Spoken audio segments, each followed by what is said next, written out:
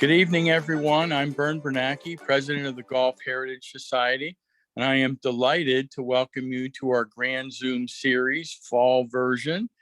We have a couple of good topics lined up for fall of this year and then into the winter season. My job will be short and sweet tonight. I would like to thank Beverly Bell for being our guest tonight. And I will also introduce Region 5 GHS Director, James Kaiser. I would like to tell you all that this is all about Kentucky. We will be in Kentucky for our national convention in October 2023.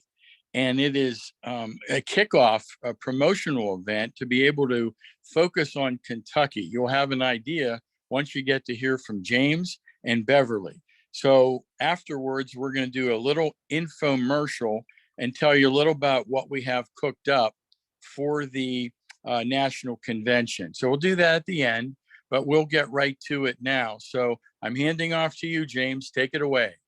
Okay. Well, hey, everybody. My name is James Kaiser. I'm a regional manager with the Golf Heritage Society in charge of Kentucky, Ohio, and Michigan. And my own testimony about Marion Miley goes actually back into the 70s. I have an uncle, Bill Kaiser, who played on the PGA Tour from 29 to 58 and won the Kentucky Open 3 times and was friends with Bobby Jones and played in the Augusta Invitational before it was even called the Masters. Played a bunch of U.S. Opens and PGAs and senior U.S. Opens and senior PGAs. Never did a British Open. But he used to tell me about this beautiful lady named Marion Miley and how spectacular she was. And she was the best golfer, man or woman, he'd ever seen, and did so much for the game. And she was murdered. And this kind of went in one ear and out the other because I was about 14 years old at the time when he told me. But I thought it was fascinating and I always remembered it. And then I got involved with the Golf Heritage Society and learn more about Marion Miley and the history of it. And we have the pleasure tonight to speak with Beverly Bell, that knows a lot more about Marion Miley than I ever knew. And she's dedicated a substantial portion of her life to studying Marion Miley, understanding Marion Miley, and the significance she has as real superstar in the game of golf. So first, I just want to welcome Beverly to the call and thank her for participating with us to talk about and share her experiences with this book that she wrote, the Murder of Marion Miley, that I have right here that she wrote. Thanks for being on the call, Beverly. Thank you. Thank you for having me. It feels like a natural thing. When I first became aware of the Golf Heritage Society, it was through Taba, a Louisville contact kind of connected us. And I was like, well, these are my kind of people. I mean, they care about history. And obviously, this is one of my favorite topics. So I'm happy to be here and look forward to the conversation. Well, great. I was just texting Taba. She's having trouble getting in. Anyway, before we get it, yeah. Oh, she's on there. Okay, good. Before I get into the book and what the book is about, I wanted to start on because it is kind of sad, and I wanted to start on a positive note to kind of have you educate our listeners and viewers and the people that will watch this subsequently on the Zoom call about Marion. And I want to kind of celebrate her life before we get into this book. But what can you tell us about her accomplishments and some of the things like her protected she protected her amateur status by working for Standard Oil, which is unprecedented, where she had the integrity not only to take the job, but actually did the job. And I know in one day it was raining in Alabama and she actually visited like 32 different Standard Oil stations, which is just crazy. And I hear that they absolutely loved her. And, you know, what inspired her to take this route. And also maybe speak a little bit about the influence she had over everybody in the golfing world, because she was more famous than any other woman at the time. I hear she was the most photographed woman of all time during the 30s, and she was friends with celebrities everywhere, like Bob Hope and Bing Crosby and Clark Gable and all kinds of stuff. So not only was she a celebrity, she was friends to the celebrities. So she really had a celebrated life in a short 10-year period, from really 1931 to 1941, starting at the age of 17 and ending at the age of 27. So I wanted to talk about the celebration of her life a little bit before we get into the book. Well, she certainly was one of the leading women golfers in the 1930s up until her death. You guys probably already know this, but there was kind of a void in the game of golf after Bobby Jones retired. Kind of, you know, I describe it as sort of the air being let out of a balloon. You know, it's kind of like, well, who do we follow? Before some of those other male golfers moved into the picture. And I think what happened was the women saw this as an opportunity to really promote their game.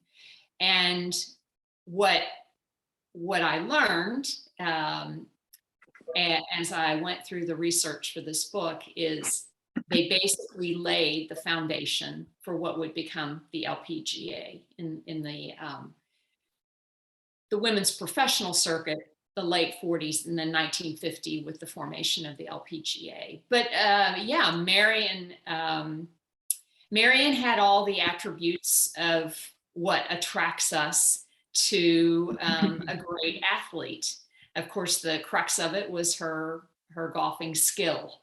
As with any kind of folks who are attracted to an athlete, it's usually because they have a love of the game, and that person sort of personifies the best of that game. So you talk about other celebrities, movies, singers like, you know, Bing Crosby and Bob Hope and some of the other people that she met along the way. You know, they came into contact with her because she was an outstanding athlete. I think for Bing Crosby, he met her the first time at the Mexico Amateur in like 1935. And so, you know, you see somebody who excels at something that you care about a lot, you want to follow them. You want to keep track of what they're doing. And if you have the opportunity to actually form a friendship, you take advantage of that. And that's certainly what happened with Marion. You know, that her celebrity contacts, I described it once as, you guys are probably familiar with the movie Forrest Gump. Forrest Gump is based on a book. And Forrest Gump has all these unbelievable sort of celebrity contacts with, you know, politicians and coaches and, you know, whatever. And I always say, Forrest Gump was fiction. Marion was real life. And that's the difference. She would, in her very short tenure, of the 13 women that would go on to form the LPGA, found it, she played 6 of them, and she beat all 6. Now, we know sometimes your game is on, sometimes it's not. She would, you know, she lost sometimes, but I think it just sort of speaks to the caliber of play that she had. What also made her pretty formidable was she seems to have a great personality. She managed the press in her day, which was dominated by newspapers, but it also was radio. She was very smart. She had plans outside of golf. Who knows what would have happened had she lived longer. You mentioned her association with Standard Oil. You know, there was no professional circuit for women golfers as we know it now, and the women had to be very careful in preserving their amateur status. And trust me, the powers that be kept track of this. I just finished an article for you guys that's going to be in one of your upcoming the golf publication that you have. And one of the people I talk about is Pam Barton. She was British. And I don't mention this specifically in my article, but she wrote a book, and they came down on her in terms of that they were threatening to take away her amateur status if she took any proceeds from that book. And I did see that in my research, that it was such a tight grip to make sure that those women were in fact amateurs. So you saw several golfers go out, get jobs that had nothing to do with golf per se, except sometimes they did. You know, in Marion's status, she was hired in a job that a woman had never been hired before. It was Standard Oil, inspecting the gas stations that Standard Oil had around the country, and which she did very diligently.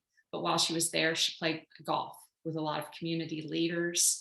And I remember finding this little blurb in a newspaper. I mean, it was so tiny, but it made such an impression. It said that Marion had driven in 1 year 35,000 miles. Wow. Now, this was prior to interstates, and the girl was just always on the road, really just trying to keep up her job and her responsibilities. She must have done something right. She got a promotion just a couple of months before her death. So yeah, you talk about her being, one newspaper called her the most photographed golfer in the world. It's because she just had a dazzling smile, and she knew how to manage it, I think. So lots of just wonderful personal attributes, and a lot of advantages in terms of just what she brought to the table. But unfortunately, none of those things saved her life in the final equation. Well, let's get into the book a little bit. I know you talk about breadcrumbs and things. What inspired you to write about Marion Miley, and then obviously I think you wrote another book, 10,000 something or other, 10,000, and then you wrote The Murder of Marion Miley. And what are the differences, and how'd you get involved? Yeah. Two things brought me to Marion's story. First of all, golf.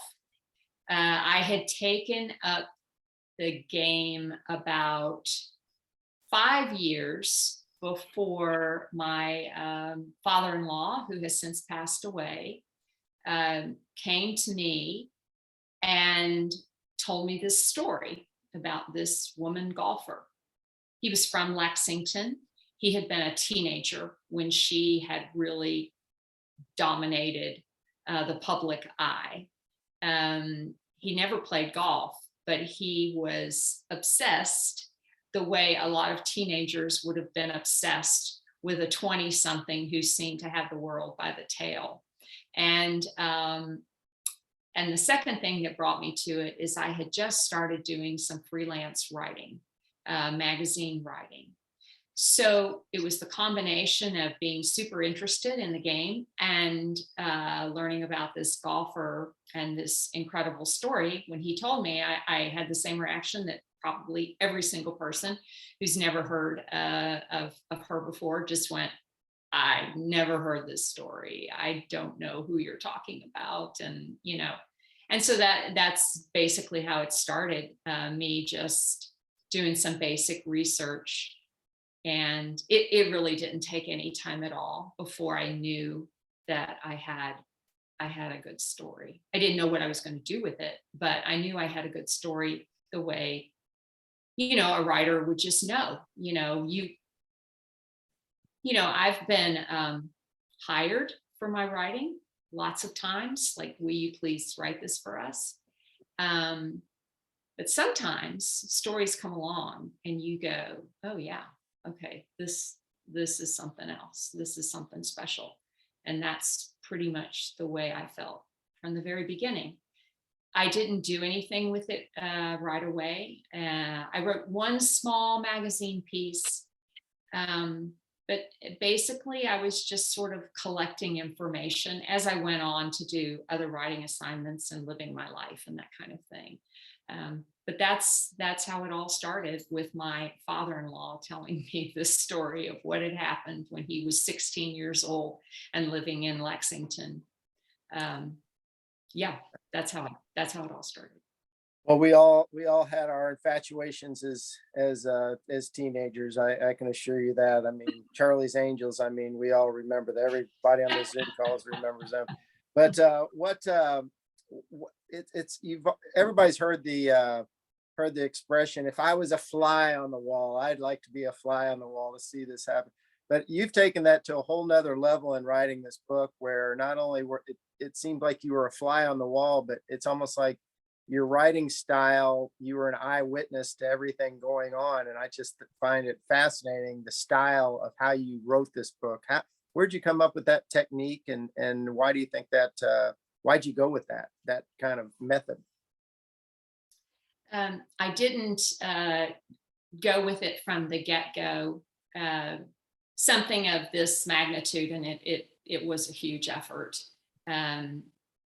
You're not really sure what the best way. I tried writing it as straight nonfiction, and it was incredibly boring, and it was awful. Really what happened was that I loved the story so much that the research just never overwhelmed me, I guess. I just kept wanting to learn more and more. And what happens is, when you research something to that depth, you find all sorts of little kernels, just little nuggets of things that you just think, my gosh, that's just a really interesting detail. And, as human beings, we're interested in other human beings, and we like details. We may not all like the same details, but we, think about it. Think about when somebody is just a good friend of yours, and they're saying, oh my gosh, you are not going to believe what happened. And they start telling you a story, and you're listening. You are interested. And they tell you these details, and you're like, oh my, are you kidding me? We're human beings, and we respond to details. So I pretty much learned that just through writing all these years, that, like I said, we may not all care about the same details, but we're interested in learning those little things about another human being. And, I have thousands of documents related to Marion, related to her tournaments, related to every person mentioned in that book. And if you saw any of the stuff on my website, I talk about that there are 141 people mentioned in this book, and 140 of them are based on real people. There's only one person who is not based on a real person. So that's a lot to work with. that's and so don't we all just love to be a fly on the wall, like hearing something that maybe we wouldn't expect to know? So yeah, the research just fed it.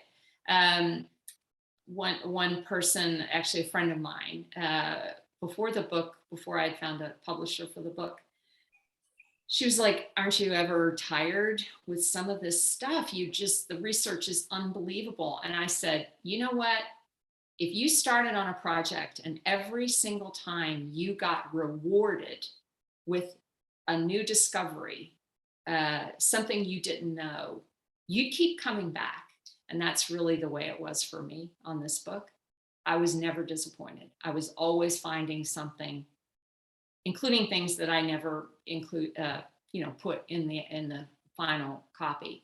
You referred to an earlier version of the book. There was a documentary about Marion that came out in 2016. I was part of that documentary, and it got accelerated in terms of a timeline. So it sort of forced me to put out just a book on my own, an ebook on the story. So that was just like an earlier version. And then I took it back down, it worked on a little bit. That's when I found my agent and the publisher and all that. So, sometimes the timetable, we don't dictate the timetable. We have to, play in the field where we're put down in. And so that's what I had to do.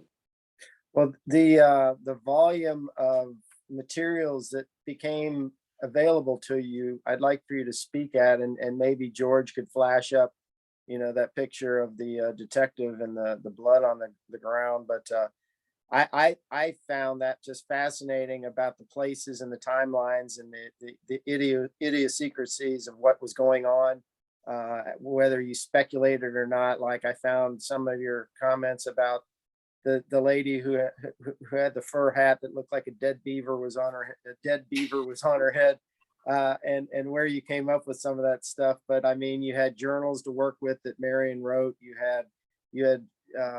had detectives that were giving you a wealth of information. You had people that were there that you were able to interview. You were able to interview Penny's son later in life as an autonomous kind of witness to things. There was just so many different things that you had to work with. Can you elaborate on any of that, or talk through some of those things for us a little bit? Yeah, it's kind of like a researcher's dream, to have so many materials to work with. Lack of materials was never an issue, but I was also very fortunate in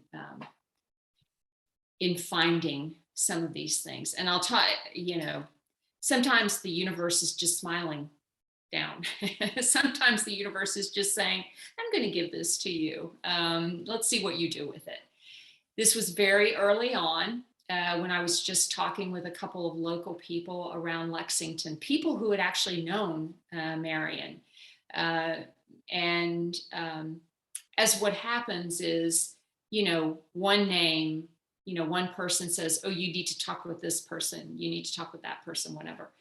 And I came into contact with this woman who has had a house here in Lexington. And she said she had some materials related to Marion in her basement. She had recently purchased the house. She didn't really know what these materials were. Previous owner had left them. And I was more than welcome to, come and see these items. And I was young and stupid. And of course, I just went to a stranger's house down into their basement. And she was perfectly fine. And so over in the corner of this nice basement, there were these things. There was a set of golf clubs. There was a watch, a bracelet, and there were scrapbooks. And it didn't take me long to figure out, okay, this is definitely some stuff related to Marion, because my first thought was these were scrapbooks that her mother had put together because they were so carefully done, the way a parent would, put things together for their child. And And I, and she's right there with me, this older woman. And she said, I don't know what I should do with them. And I said, you should protect them. These are definitely related to Marion. And she said, well, what do I do? How do I do that? I said, give them to the Lexington Country Club. It was the only thing I could think of, just somebody that would, not let anything happen to it. And I ended up leaving. My husband and I moved away, and and it wasn't until I was back in Lexington and working on the documentary, which I was asked to work on, about Marion. And we were out at the country club, and they open this closet and they take out all this stuff. And I recognize that those are the scrapbooks that I had seen all those years before in the basement of that woman's house. And it was really, it was kind of overwhelming for me. I honestly, I just never knew really what had happened to them. Now, why did the woman have those materials in her house?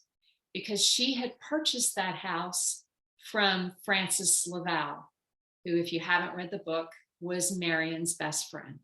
Fritz had owned that house.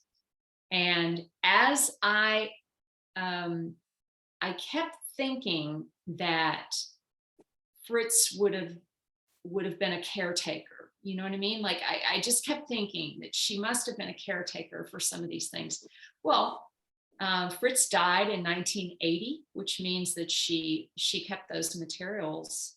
I'm assuming that Fred, Marion's father, gave them to Fritz for caretaking purposes, shortly after the crime. So that meant that Fritz had held on to them for almost 40 years.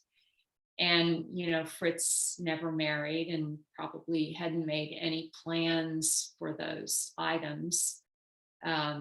Marion's story just totally fell off the planet. So there's no reason to think that Fritz would have thought that anybody would have been interested in them. But it just shows you, she left them in the basement. The woman tells me about them. And then the woman, to her credit, did get them to the Lexington Country Club. And so now, they have their, she kind of is a quasi-historian at the Lexington Country Club, and she's done so much to preserve everything. But that's Fritz, yes. And they were, she was a member of the Lexington Country Club. She played tennis and golf. I think she was the first woman on the club's, like they called them their, they had some special name, but it was kind of like their board. I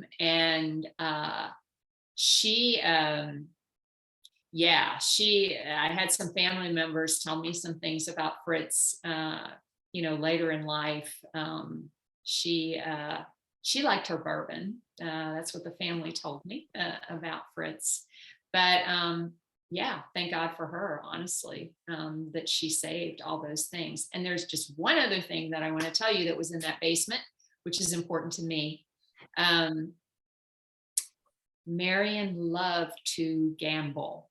They had these like little desktop slot machines. If you've read the book, I talk about this, but there was one of those little desktop slot machines down in that basement, and nobody knows what happened to that slot machine because I asked at the country club. They looked at me like I was speaking a foreign language when I said, yeah, but what happened to the slot machine? And they're like, we don't have any slot machine. We don't know what you're talking about. And but fortunately, I took pictures when I was down in that basement, and I found the pictures, and I found the picture of the watch and the bracelet. Funny, I didn't take a picture of the golf clubs, which whatever. They have golf clubs out there, so I'm assuming it's the same set. And I took a picture of that slot machine just to prove I didn't make this up. It wasn't a figment of my imagination. I had great things like that, great materials. I had a writing assignment down in Florida, and I took a side trip because I had learned that Fred Miley Marion's father, who virtually lost his entire family through this crime. Marion was an only child. And obviously Marion's mother also died as a result of this crime. He did remarry. And I had learned that while his second wife had already passed away, I found the second wife's sister. And so I went and I interviewed her. James, in some of our emails, you were asking me, like, what happened to Fred Miley, after, what happened with him? And she was the one, the second wife's sister, who told me that Fred was hands down an alcoholic. He became an alcoholic after she said that the crime nearly killed him, that he was just so destroyed, which is totally understandable, losing your only child and losing your wife in such a brutal, unexpected way, I guess. I think it was a miracle. He lived 15 more years after the crime. And I think it's a total tribute to his second wife. She kept him alive, because I think left to his own devices, he would have been dead in a few years. So, yeah. Well, I'm going to preface this next question that I've already cleared this with Beverly, so she knows it's coming. So it's not like I'm being mean or anything, but I just thought it was I wanted to phrase it funny, because basically I want to ask you, were you a professional cookie thief when you were a child? Because your ability to get into these murderers' heads and talk about some of the things that they talked about is just uncanny, that you had such insight and such, whether they're true or fabricated, but the way you crafted it into your story about while they were in jail and what they were talking about, and they lit up another cigarette and these kinds of things. It's just, it was very captivating. It held the reader. I know Jesselnick said he couldn't put the book down. I couldn't put the book down. I think I read it in 2 nights. And I'm not a voracious reader at all. I just thought your style of writing was just superb. And this is a compliment that you were able to craft it in such a way that kept the reader's interest. So could you elaborate on that, about where you came up with maybe some of these ideas? Well, first of all, I'll say that I'm the youngest of 5 children, so I better have learned to have been a cookie thief.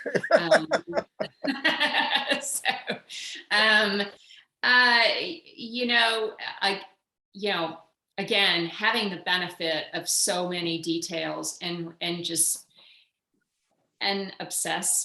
being obsessed with the story. You really do want to just crawl inside their skin. And for any of the people on the call who haven't read the book, it's told from 3 perspectives, from Fred Miley, Marion's father, from Fritz, her best friend, and from one of the men who committed the crime. I am very interested in a 360-degree perspective on something, because I think every one of us brings a different perspective to whatever the experience is. And you're going to perceive something differently than the way I'm going to perceive it. And so I really like telling stories like that, because I just think it paints a fuller picture. It doesn't mean that I'm always going to do it that way. But for this to me is a story about an extraordinary person. It's also a story of just unimaginable grief. And I've always seen it that way. I just can't imagine what it would be like to have that experience, and to have that kind of loss. There's something about when somebody passes away at a young age, it just hits us between the eyes in a different way than for somebody who's been blessed with a long life. And that's what I always felt.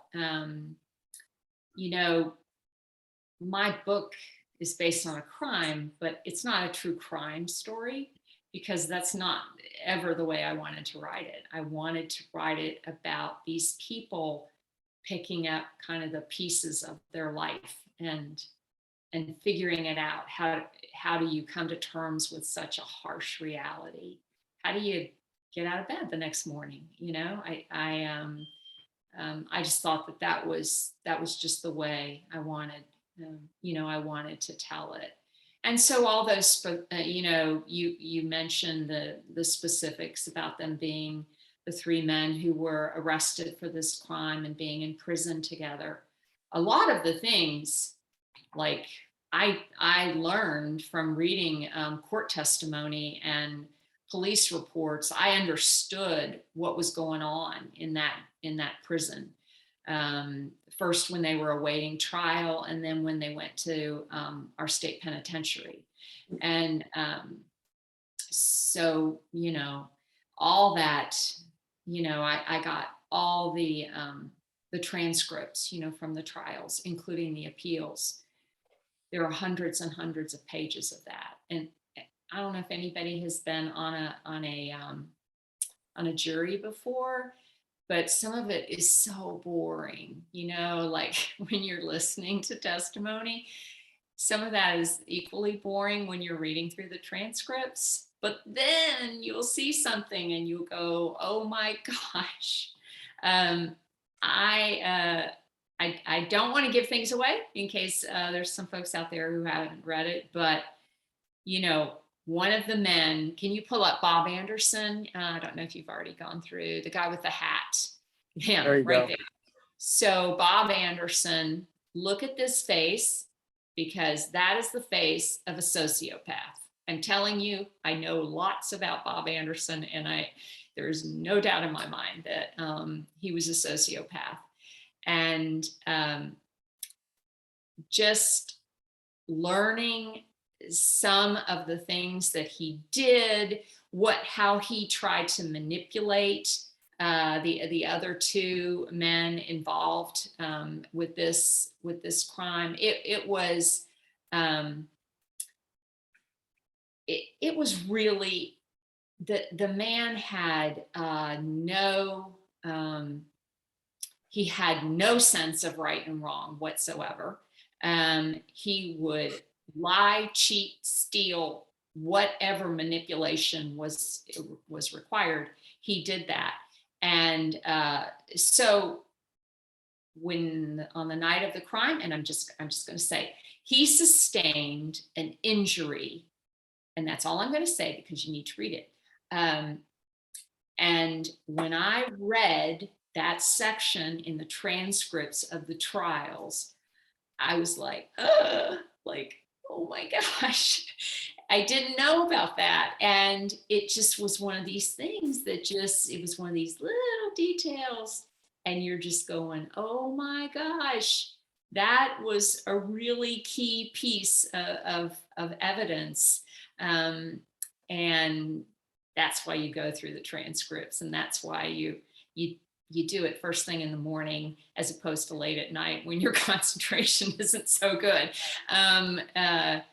But that's where you learn all those things, and that's where you can put in the fact that all three of them were smokers, and and the fact that one of them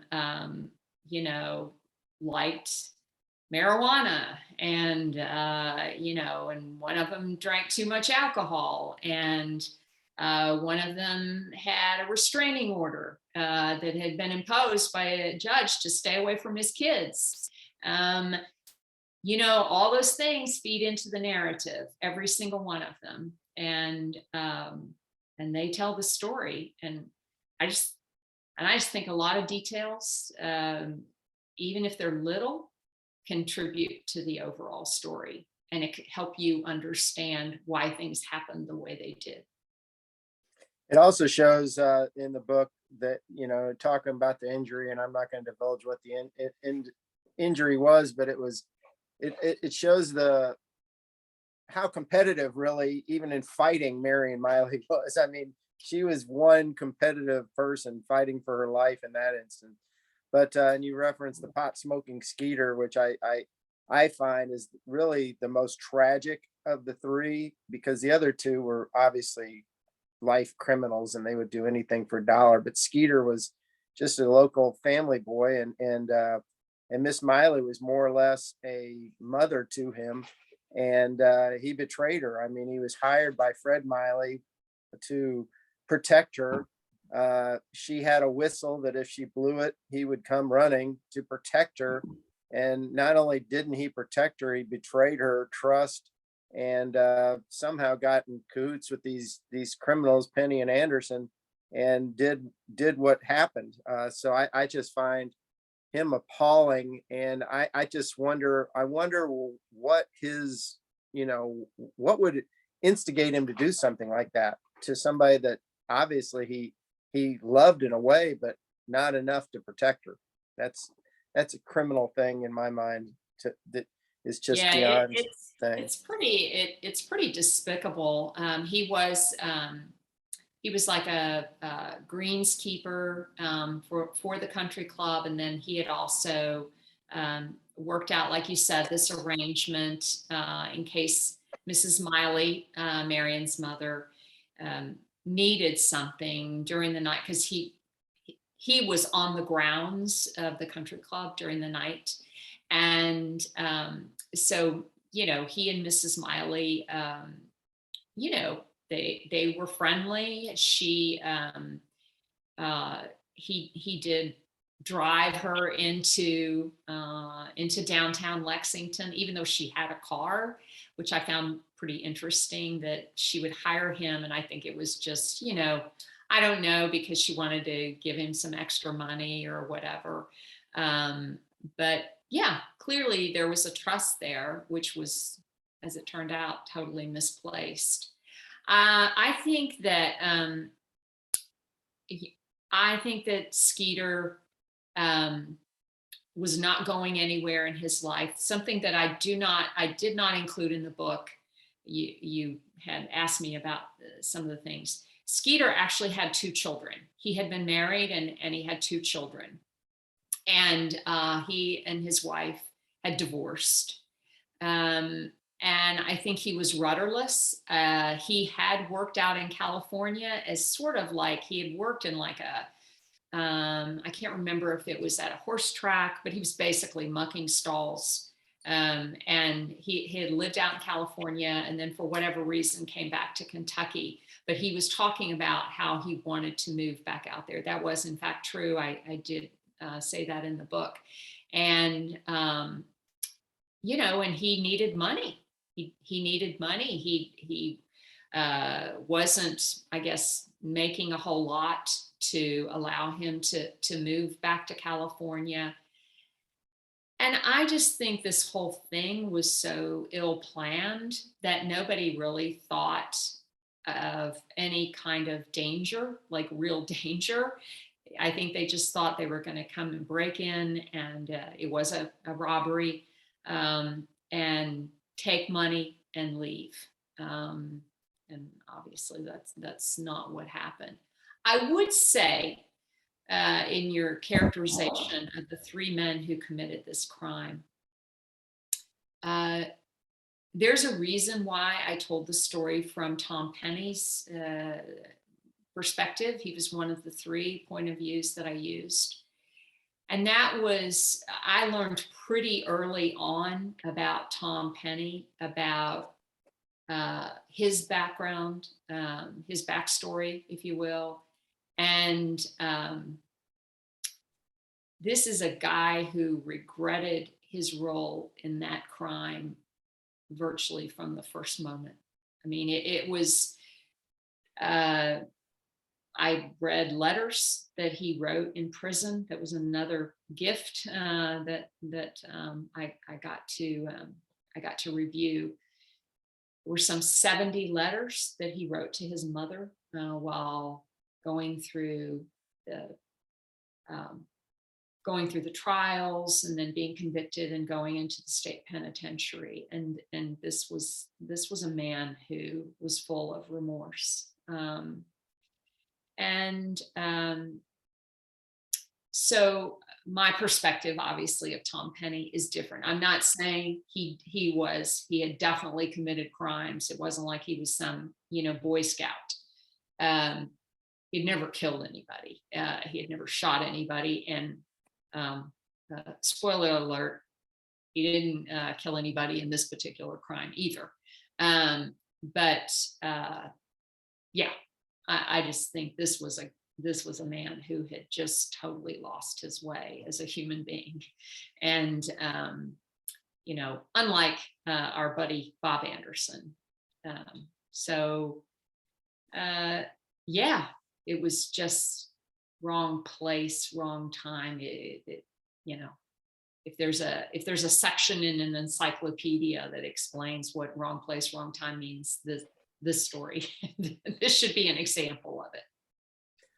You addressed the relationship that Marion had with her father, and obviously he was a womanizing guy and a drunk, and I just wonder if they had, besides the golf relationship, I wonder if they really had any other relationship at all besides that, or what's your thoughts on that?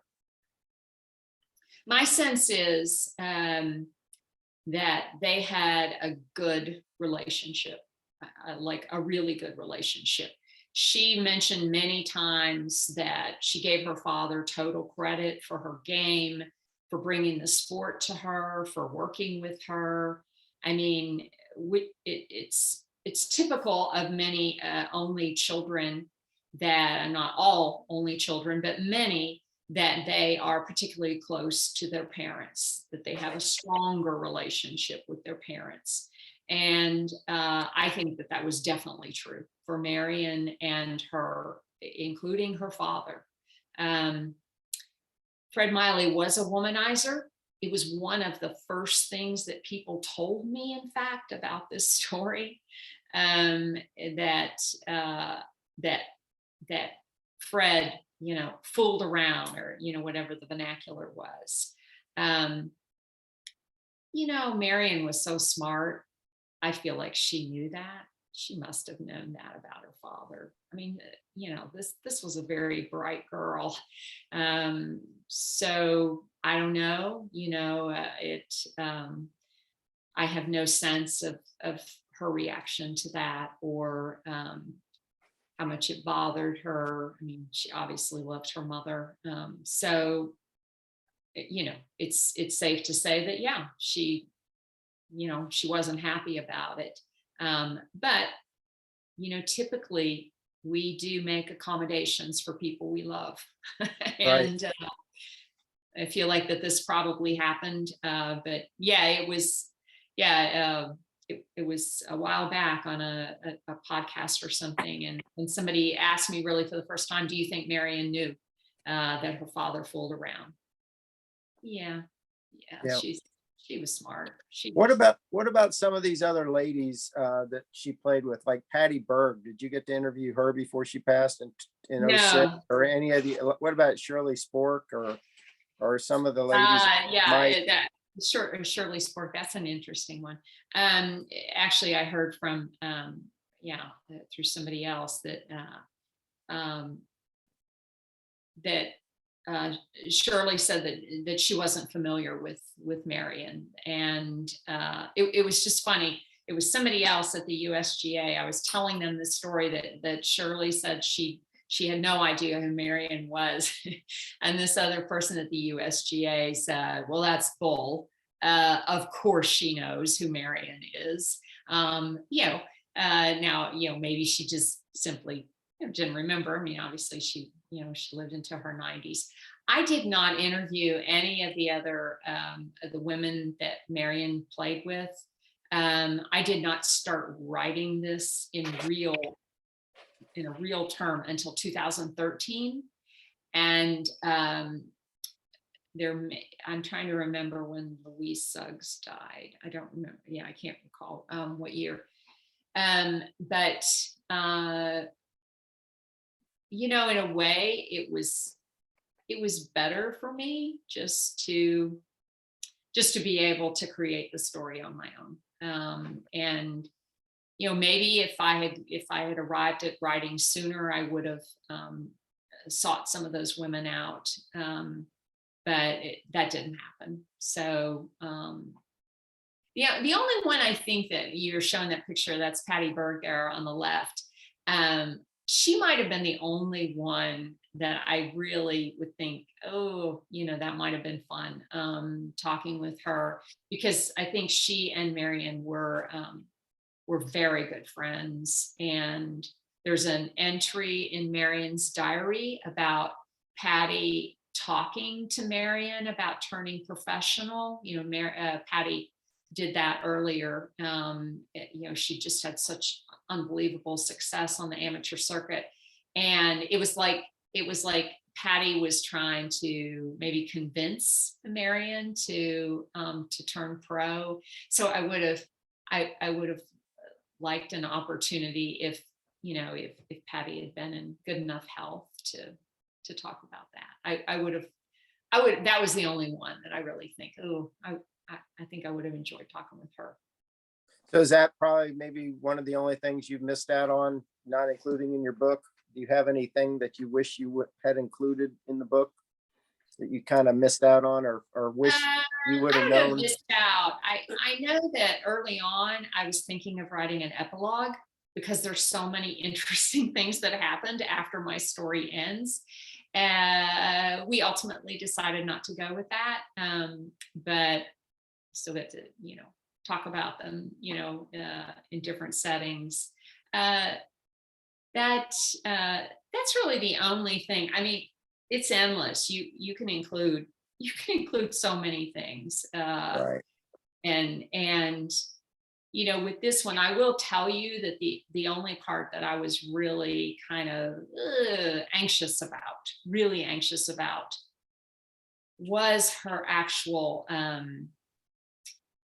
her important golf victories that I put in the book. I just felt an enormous pressure to get that right. And then there was just such a culling that I had to do to decide like what to include, like she had so much success, as you said, and like which are the ones that were the most important. And oh man, I spent so much time trying to figure that one out, and and figuring how it would a victory can be super important, and but when you're telling a story like this, it may not be appropriate to include it. It can be a great victory, but how does it advance the story, I guess, is Right. what I'm trying to say. Well, to me, I love the part about the Babes of Harry's, how she kicked her butt. Yeah. And I love the their 41 major championship kind of titles she was entered in, and won 22 of them. And she also won 6 Kentucky women's amateurs, which is unprecedented. Still But, tied for the record. Yeah. Yeah. We're going to talk about how we're going to carry on her legacy at the end of this call, but I wanted to open this up to the rest of the listeners and viewers for any questions that there might be. So I'll open that question format up for anybody that has any questions. Mr. Jesselnick, I believe, has a question. Beverly, this is Jim. I absolutely love the book. I have 1,000 questions, but we'll save some of those for later. Hopefully we'll get to meet in Lexington. But number one, we're collectors at heart. So other than the things you saw in the basement, where are her medals and trophies or ribbons or whatever else she may have acquired while she was competing and winning these tournaments? And then the second question is that I would imagine for Lexington Country Club, this was kind of a bittersweet thing. On the one hand, they wanted to recognize her and celebrate her life, but at the same time, we know what human reactions are, and it would almost be like, can I go see the apartment? That kind of a cover kind of thing. So, and then the final thing is, I looked up Bing Crosby. He was in his 30s when they would have met, and he was already married. He got married in 1930, but was there any love life? Not necessarily with him, but with Marion. Did you ever discover anything like that. So if you could help us with that, I'd really appreciate it. Yeah, well, I'll start with the first one about her trophies and, and all that. Yeah, what a huge disappointment that is, that there are just so precious few of those that remain. The Lexington Country Club have a couple, which is great. There was an attempt by Fred Miley after her death, that he was, and after, I should say, World War II, because it was sort of like life as normal, suspended during World War II. But like 1946 or 47, he was actually trying to, for lack of a better word, sort of resurrect her legacy. And I had read in a couple of different places that he had taken one of her trophies and, a golf course, a golf course in Florida or whatever, had agreed to, hold a memorial tournament, in her name. And, but it just didn't get much traction for whatever reason. Honestly, her story did just fall off the face of the earth. And it must have been very exasperating for him, in his efforts. I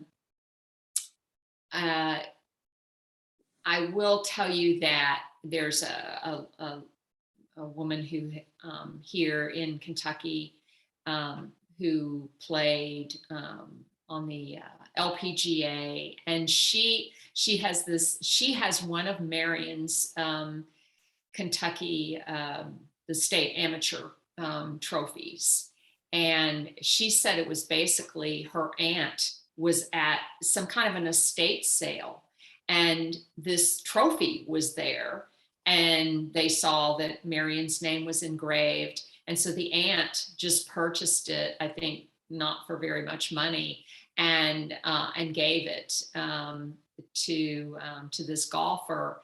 And it's just so precious because it's like, oh my gosh, this is one of the trophies that has survived. I'm convinced there are trophies somewhere of Marion's that out there in the world that maybe people just don't have forgotten about, or if it's in somebody's attic that they haven't been up in it. And you know how these things are. There is sometimes they just get buried and then somebody finds them. So that's the unfortunate story about her, about her trophies. Is that Myra Van Hoos, Black welder? Yes. Yeah. I just didn't know if folks on the call would know. But interesting little sidebar, when I went to interview the sister of Fred Miley's second wife down in Florida, and she was telling me all this stuff, and our interview came to an end, and she gave her husband this look, and he disappeared out of the room, and then he comes back basically with a grocery sack. And she said, well, we've talked about it and and we want to give this to you. And so I take the sack and I open it up, and there's just, there's the itinerary from Marion's 1936 Curtis Cup. The actual itinerary where it has her name and the schedule of events. And it has a copy of Elsie Miley's her estate. Like, that's how I was able to identify how much money this woman had, because they had given me a copy of this. There were photographs, and there were some minor trophies, like if she won the medalist, for a particular tournament. And there were four in there. And I said, okay, this is really nice of you to do this, but I'm not the person, I'm just a writer. And, you need to give this to a family member. And they said, there is no family member. And I think it was just because she was an only child, and they just, So I am identifying homes for those 4 minor trophies. I've told my family if I get hit by a bus, we do not own these. They need to go to somebody else, and we're just caretakers. So I know where a couple of minor ones are, but it doesn't really speak to those really, like, I think that was the Southern, the picture that he was showing you earlier of Marion holding the trophy.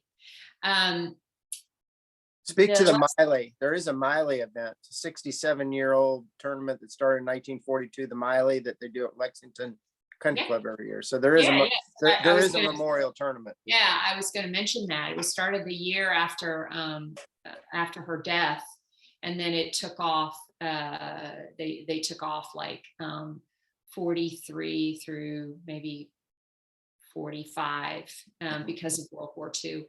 But then it's been held every year since. It's interesting that you bring up the Lexington Country Club, sort of this conflicting sort of perspective on it. I will tell you, back a long time ago when I was very young and starting out researching some of this, there's that's where the Miley apartment was. I was asking questions, and I was not welcomed. Let's just say that. People were not excited that I was poking around. And, I didn't really understand. I was just like, I'm not here to indict the Lexington Country Club or whatever, but that was really super interesting. It is night and day. I mean, they could not be more welcoming, more embracing her legacy. It's just a wonderful experience. But I will tell you, you talk about people wanting to come and see where she was killed or whatever. There's a scene that I write in the book about all these people driving up to the country club, and they want to see about this gruesome murder and everything. That was absolutely true. That absolutely happened. And I, here's the thing. I mean, you guys come out here, if you're able to, make some arrangement with the Lexington Country Club and you're able to visit, you can go to the exact spot where this happened in the country club, because the Miley apartment where they lived is now the ladies' locker room. And you can go right up to the very spot where Marion was killed. And and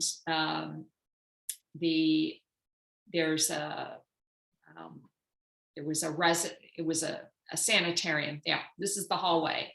So that wall on the right side that you see, that doesn't exist anymore. But this wall on the left, including how it turns and that little foyer area, that's exactly the same. Wow. And so, and then Mrs. Miley, though she was shot, she crawled on her hands and knees to try and get help for Marion. She didn't realize that Marion had already died. And she crawled across the road to what was called a sanitarium, now is a private residence. And if you saw a picture from 1941 when this crime occurred and you went there today, you would see it looks exactly the same. I mean, they have not changed the outside of that structure at all.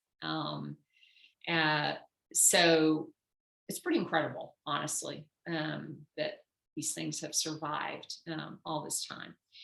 In terms of Marion's love life, first of all, I will say that any time with Bing Crosby, his wife is always mentioned. So when they played golf together, it was like the wife was always there. The same is true for Bob Hope. Dolores Hope was always playing. So that gives me an idea of how they approach that.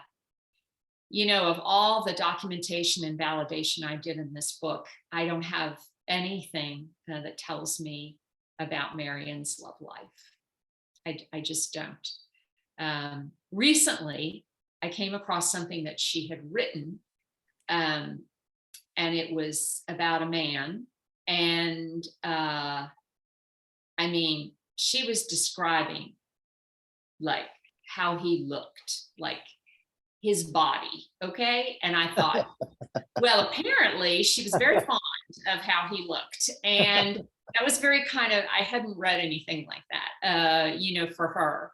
But she was clearly, she thought a lot of this person, and she had known him from her high school days. Now, she's writing about this guy named Dan, and just all the fine attributes that Dan has, including, like I said, she describes his muscles, like, I mean, seriously. And so she says that that she just mentions that she had been on the editorial, the yearbook editorial staff with Dan when they were in high school together. And she ends this page: the world would be a much better place if there were more Dans in it. And I was like, oh my gosh, who is this Dan guy? I need to find out who he is, because I've never seen her write anything like this before, or make any kind of reference, including her diary. And all of a sudden, in the back of my brain, I was like, wait a minute, didn't I get something from her high school yearbook? Like, there was a picture, and what was that? And it was years earlier that I had tracked this down, and it just like put it, you know, and on my laptop. And I'm digging, and I finally find it. And there it is. It's the editorial staff of the yearbook. And there's Marion's picture, and there's this guy beside her, and his name is Dan. And I was like, all right, I have found this guy, and his last name is McCarty. And I was like, McCarty. And Google it. McCarty turned out to be one of the governors of Florida. And he died 13 years to the day after Marion died. He had, if you look it up, you'll see this.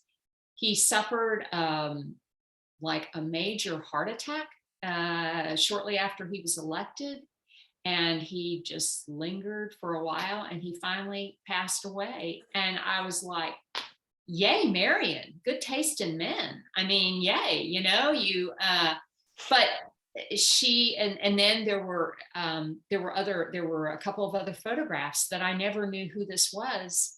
And then it all came together when I read that. So I don't, as far as her love life, I don't know anything beyond that long and windy story. When I first started, I told you that one of the first things that I heard was that Fred was a womanizer. The second thing that I heard was that Bob Anderson didn't really commit the crime. There's a reason for that. And the third thing that I heard was that Marion was gay. And when I would ask, like when this first came suggested to me that she was gay, I was like, well, why do you think that she was gay? And it was from a woman who told me this, and she goes, well, she just hit the ball so hard. And I was like, she hit the ball hard? What? And it was an expectation of how really, I think, a woman athlete was supposed to act. You know what I mean? Like that's what she was carrying forward. And I kind of hint at that in the book. But but I really just tried to present it in the book as it was presented to me.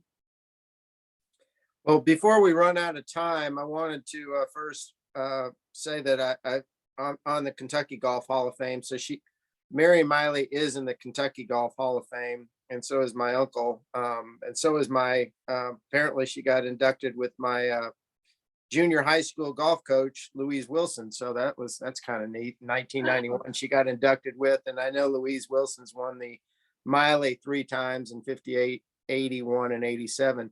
But I wanted to get back to Bern and turn it back over to you, Bern, in terms of some things we're going to do to potentially carry on the Miley legacy. And I know I'm also a volunteer president of Friends of Cherokee, which is one of the oldest golf courses in Kentucky at Cherokee Golf Course.